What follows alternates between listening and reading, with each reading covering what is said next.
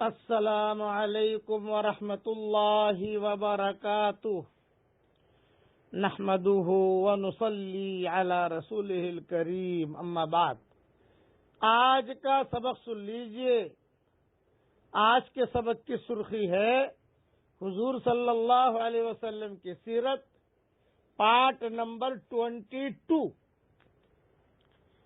اب پادری نے سب قافلے والوں سے پوچھنا شروع کیا، راہب نے، کہ یہ لڑکا کون ہے؟ حضور صلی اللہ علیہ وسلم کی عمر 12 سال کی تھی، اور جب قافلے والوں کو بٹھایا تو قافلے والے خوش ہو گئے۔ حضور تو اپنے پیچھے بیٹھے ہوئے تھے، تو پادری نے خود نے بلایا کہ وہ لڑکا کون ہے، آگے آؤ۔ حضور صلی اللہ علیہ وسلم آگے بیٹھ گئے تو پورے قریش والوں سے پوچھا کہ یہ لڑکا کون ہے؟ ابو طالب نے کہا میرا لڑکا ہے۔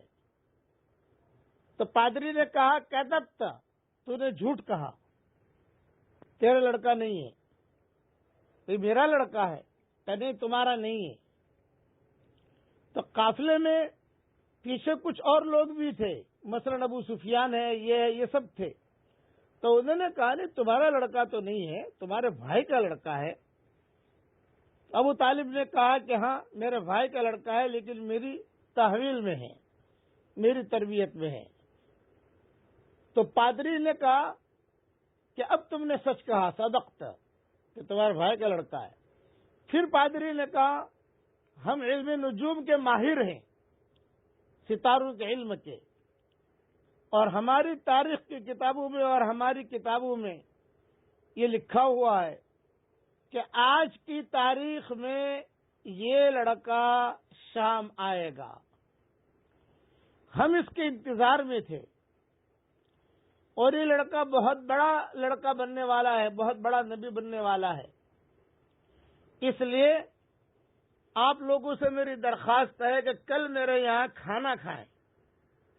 ایک بات کی وضاحت کر دوں کہ قریش، مکہ والے، یہ غربا میں شمار ہوتے تھے، اور یہ کسرا، قیصر، یہ رہبان، یہ بڑے بڑے قسیسین اور یہ پادری، ان کا ایک مقام ہوتا تھا، یہ سپر پاور شمار ہوتے تھے۔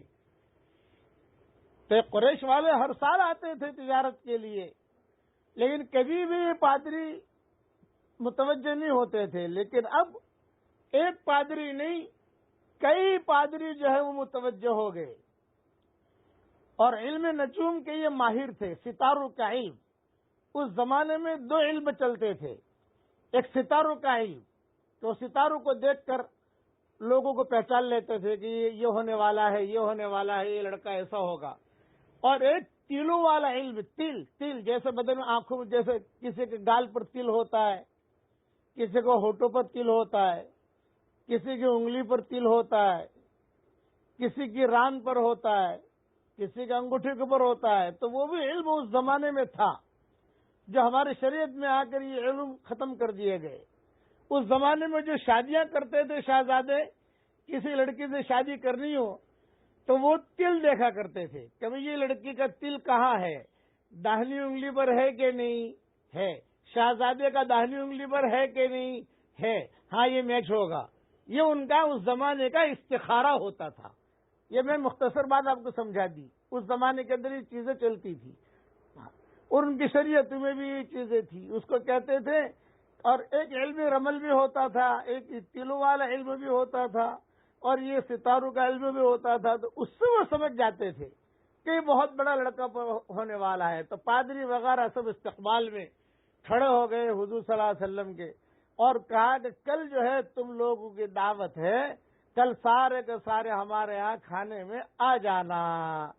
چنانچہ دوسرے دن یہ سارے قریش اچھے اچھے کپڑے پہن کر کھانے کے لیے آ گئے، اور حضور صلی اللہ علیہ وسلم کو کھانے کے لیے لائے ہی نہیں۔ حضور نے کہہ دیا کہ بھی ہم کھانے کے لیے جا رہے ہیں، ہم تو بڑے بڑے چودھری ہیں، تم ہی اونٹ چرانے کے لیے چلے جاؤ، یہ بکریاں چرانے کے لیے چلے جاؤ۔ تو حضور صلی اللہ علیہ وسلم جو ہے وہ وہاں چلے گئے۔ بقیہ تفصیل انشاءاللہ کل پوری کروں گا۔